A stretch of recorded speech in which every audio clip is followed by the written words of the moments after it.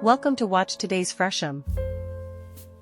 A designer's own home can be like a scientist's lab, the place to test out new concepts, color combinations, and much more. It took Zoë Feldman all of 6 years to get her residence in Washington, D.C., ready for official photographs, a time that involved its fair share of chaos but also an abundance of aha moments.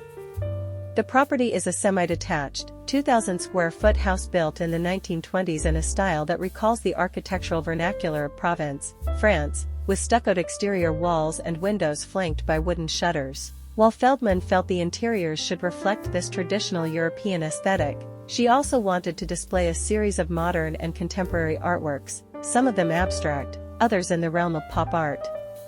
In Feldman's hands, this tension translated into the kind of laid-back glamour that many designers attempt but few achieve, with dramatic moments mellowed by rustic touches, and a nuanced mix of saturated and soft hues.